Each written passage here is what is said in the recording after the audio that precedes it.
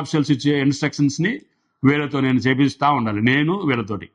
అంటే ఇంతకుముందు చెప్పుకున్నాక మీరు డిప్లాయ్ బాస్ వేరు, లీడర్ వేరు.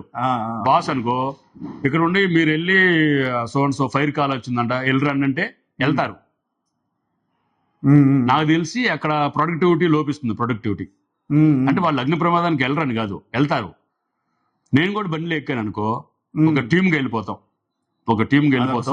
అక్కడ అగ్ని ప్రమాదం కానీ లేదంటే ఇప్పుడు మనకేం జరుగుతున్నాయి, ఈ ప్రకాశం బ్యారేజ్ కానీ ఇలా ఉంటాయి కదా, ఎవరైనా చిన్నపిల్లలు స్విమ్మింగ్కి వెళ్ళి దాన్ని పడిపోతారు, మనకి డైలీ రెస్క్యూ కాల్స్ వస్తాయి.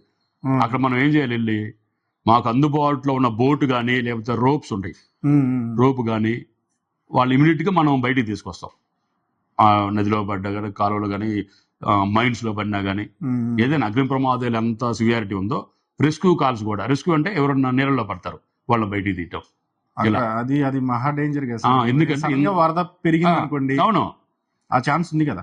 మన గుంటూరు ఛానల్ గానీ ఒక చిన్న గుంట చాలు, మన మైన్స్ కోసం చేస్తారు కదా చిన్న గుంటలు మట్టి కోసం, ఒక 10 feet అనుకుందాం, దాంట్లో ఒక చిన్న బాలుడు పడిపోయాడు, వాడికి అది సముద్రమే. ఎందుకో అది 10 feet 20 feet హైట్ డెప్త్ ఉంది, వీడు ఉండేది 2-3 feet అలా. సో ఇంత జర్నీలో అంటే 15 నుంచి ఇప్పుడు 25 సార్, 10 years ఆఫ్ ఎక్స్పీరియన్స్ లో the best moment, the best memory అంటే ఏం చెప్తారు సార్?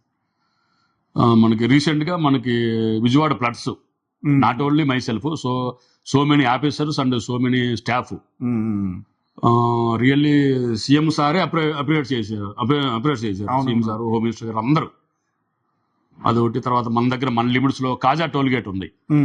కాజా టోల్ గేట్ మేము immediately rest to the spot. ఏమైందంటే ఒక లారీ ఆగింది అక్కడ. లారీ ఎందుకు ఆగుతుంది, టోల్ పే చేయడానికి. అది బ్యాక్ సైడ్ టైర్ల దగ్గర ఎక్కడో హీట్ ఎక్కి, టైర్లు డ్రమ్ముల దగ్గర లారీకి ఒక 200-300 లీటర్స్ కెపాసిటీ డీజిల్ ట్యాంక్ ఉంది. అట్ ద సేమ్ టైం అది కూడా బ్లాస్ట్ అయింది. పెద్ద ఫైర్ ఒకేసారి. మేము ఇమీడియట్గా వెళ్ళిపోయాము, మన దగ్గరే కాబట్టి. లారీ తర్వాత అటు సైడ్ టోల్ బూత్, ఇటు సైడ్ టోల్ బూత్. అలాంటప్పుడు మనం ఏం చేయాలి, సివియారిటీ, ఫైర్ యొక్క సివియారిటీ, మేము అక్కడ రీచ్ అయ్యే సివియారిటీ చూసుకోవాలి. మేము అక్కడ రీచ్ అవ్వటం లేట్ అయితే ఏమవుతుంది, మొత్తం టోల్ గేట్, టోల్ ప్లాజా అని మనం అదే చెప్తున్నాం ఫైర్ అవేర్నెస్ క్లాసుల్లో. మీ ఇంట్లో ఎల్పిజి సిలిండర్ దగ్గర కానీ ఎక్కడైనా లీక్ అయ్యి ప్రమాదం జరిగితే ఇమీడియట్ గా మీ ఇంట్లో ఉన్న గోనె సంచులు కానీ బకెట్లు కానీ ఏదైనా ఇసుక, మట్టి ఏదో ఒకటి అయితే అందుబాటులో ఉన్న వస్తువు ఇమీడియట్ గా దాన్ని కంట్రోల్ చేయాలి. లేదంటే ఏమవుతుంది, మీ కిచెన్, హాలు, ఇల్లు మొత్తం ఫైర్ అవుతుంది. మేము అదే చెప్తా ఉంటాం, చిన్న ఫైర్ స్టార్టింగ్ లో చిన్న ఫైరే, మినిట్స్ సెకండ్స్ గడిచేయకుండా పెద్ద ఫైర్ అవుతుంది. మనకి తెలియకుండానే ప్రాణాలు కోల్పోతాం, వాల్యుబుల్ ప్రాపర్టీ లాస్ అవుతుంది. ఇది టోల్ గేట్ ఫైర్ ఒకటి, అది మేజర్ ఫైర్. అది అంటే మనం పోవటం లేట్ అయినా సరే, అక్కడ వాళ్ళు మాకు కమ్యూనికేట్ చేయడం లేట్ అయినా సరే పెద్ద ప్రమాదం జరిగేది. అదొకటి. నేను ఇక్కడ రాకముందు, నేను 2020 ఆగస్టులో వచ్చాను మంగళగిరి. అంతకుముందు ఒంగోలు చేసిన, Ongole head quarter.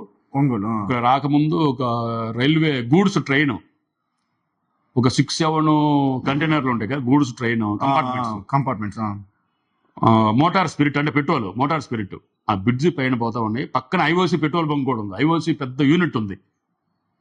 IOC petrol bunk కాదు, ఐఓసి యూనిట్.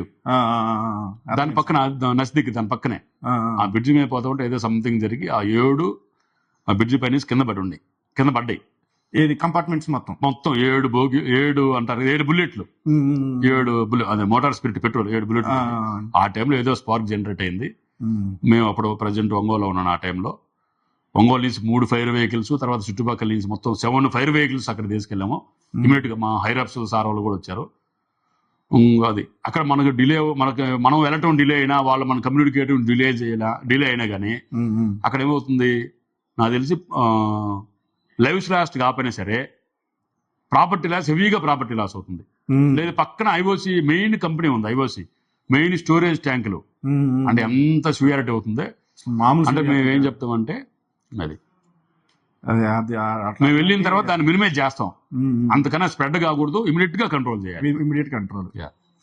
సో మళ్ళీ ఇటు వెళ్దాం సార్, అంటే మీ ప్రిపరేషన్, ఎగ్జామ్ ప్రిపరేషన్ 2009, 2008, 2010 ఆ టైంలో అంటే మాకున్నంత మీడియం లేదు మీకు. అంటే ఇప్పుడు మాకు స్మార్ట్ ఫోన్ వచ్చేసింది, వాట్ ఎవర్ మేము ఫోన్ లో చూసేసుకుంటాం. మీకు ఎలా ఉండేది సార్ అసలు? అసలు ఫోన్ ఉందా? లేదంటే అసలు ఆ ఎగ్జామ్స్ టైంలో ఫోన్ ఉంది ఇప్పుడు అంటే ఫోన్ ఉంది సార్. అంటే ఇప్పుడు మాకుంది ఒక 5 నిమిషాలు స్మార్ట్ ఫోన్ ఉందంటే చదువుకున్న కుర్రోడికి ఒక 5 నిమిషాలు చదివినప్పుడు ఇమీడియట్ గా టైం చూడటానికో లేదా ఇంకో దానికో వెళ్తే మీ ప్రిపరేషన్ టైంలో అసలు ఆ డీవియేషన్ రాకుండా మీరు ఎలా కంట్రోల్ చేసుకోగలిగేవాళ్ళు? ఏంటంటే మనకి దానికి ఫర్ ఎగ్జాంపుల్ మన దగ్గర మొబైల్ ఉంది.